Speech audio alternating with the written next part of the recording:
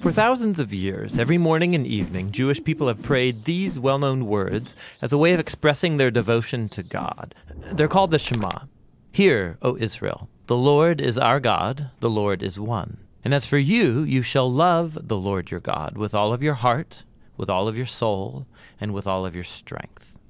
We're going to look at the third key word in this prayer, how Israel is called to love their God. But what does that mean? Love is a very common word in most languages, as it is in ancient Hebrew. It's pronounced Ahavah. It most basically refers to the kind of affection or care that one person shows another. It sometimes describes physical affection, like the king of Persia's love for Queen Esther. But there are other Hebrew words that more specifically refer to physical desire or sex. Ahavah is more broad.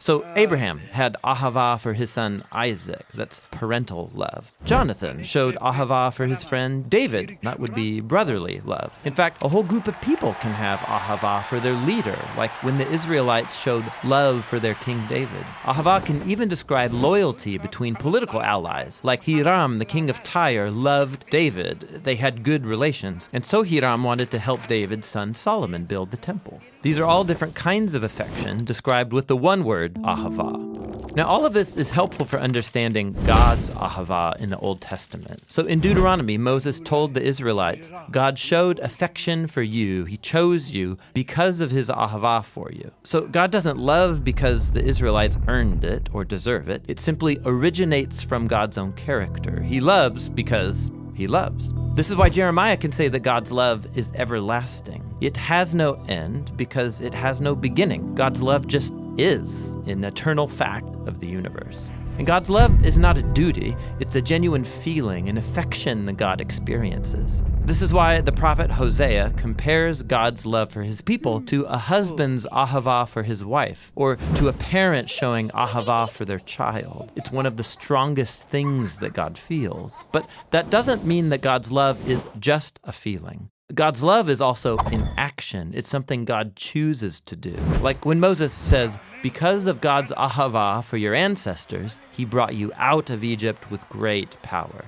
God's love isn't just a sentiment, it is something God does. And so, in the Shema, Israel is called to respond to God's Ahavah by showing Ahavah in return. And just like God's love, human love is to show itself through actions. Like in Deuteronomy 10. What does the Lord your God ask of you except to fear the Lord your God, to walk in his ways, to love him and serve him, and to keep his commands? All of these actions are centered around love. If I'm not doing them, I don't actually love God, I just say I do. Which leads to one last thing. In the Old Testament, I show my love for God by how I treat the people around me. In Deuteronomy, we read that God defends the cause of the fatherless and the widow, and he shows Ahavah for the immigrants among you, giving them food and clothing, and so you also show Ahavah for the immigrant. So the people are to imitate God's Ahavah by showing Ahavah for others. This is the idea underneath the famous line, you shall Ahavah your neighbor as yourself. And so at the end of the day, all of this is rooted in God's own eternal Ahavah. Like we read in the New Testament letter of 1 John, we love because God first loved us. And that's the Hebrew word Ahavah.